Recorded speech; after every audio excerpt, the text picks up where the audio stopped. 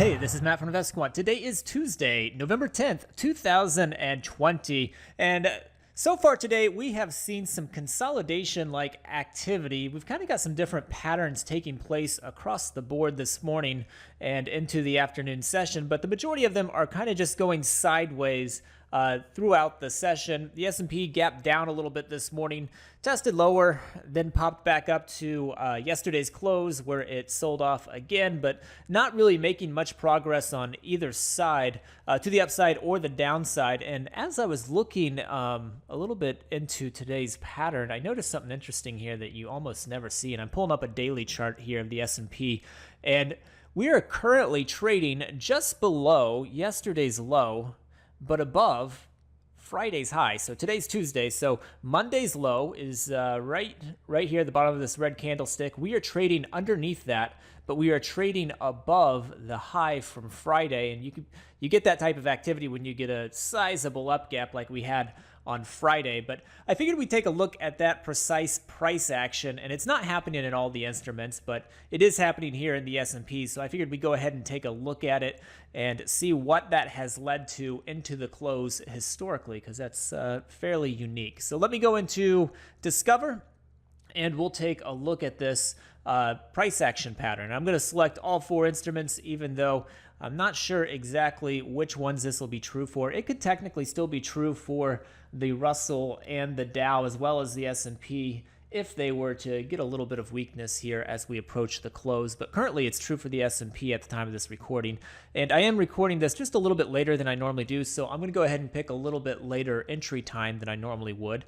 And we'll do a little bit later in the day. So 3:30, let's try that. 3:30 set up as a long trade. This is getting long at 3:30 p.m. Eastern time, exiting at the close, which is 4:15 p.m. Eastern time. So this is just looking at a 45-minute period here into the close, assuming the pattern is true at that time. And that pattern that we're going to be using is we're going to put that we are trading below the prior day low, but above the high from 2 days ago. So I can do that here in the post-open filters section. I need to go down to the intraday close versus daily levels, and the intraday close will reference the price at the entry time, which I've got set to 3:30 p.m. Eastern time. So I just need to say that the 3:30 p.m. Eastern time price is above the high from 2 days ago, and that's the second option here. And then I can scroll down and say, but it is below the prior low. So that's right there. That creates a price action pattern. That's the only thing I'm going to put in here. I'm not going to do any opening filters. I'm not going to do moving averages or anything like that, because this is a pretty unique pattern. So we'll just go with that and then hit view results.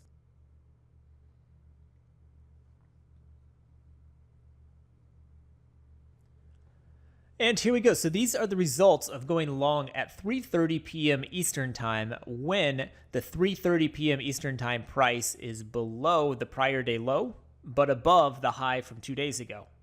The exit is at the close, which is 4:15 p.m. Eastern time. And this does look like a pretty rare pattern, as we've got 14 samples in the S&P, we've got 9 in the NASDAQ, 16 in the Dow, 14 in the Russell. So this certainly does not happen often. If we look at the S&P, 43% win rate, so just a touch weak there. NASDAQ, quite a bit weaker on its 9 samples, not a lot of samples, so it doesn't really take much to really lean those win rates in one direction or the other. Dow has the most samples at 16, and it looks like only 4 of them have closed above that 3:30 p.m. price. And then Russell, 14 samples and 50-50 there. So the win rates as a group, if you were to look at all of those samples combined, looks like it leans a little bit weak. And quick look at average win, average loss. Numbers are fairly small here. The average loss is a little bit larger for the S&P than the average win. It's larger in the NASDAQ than the average win. It is larger in the Dow than the average win. And then the average loss, average win, pretty similar in the Russell. So the Russell is 50-50 on the win rate, and average win, average loss, pretty similar.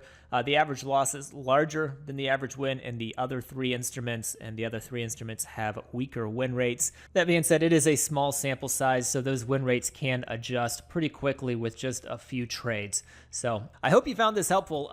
Good luck the rest of the day, and we will see you next time.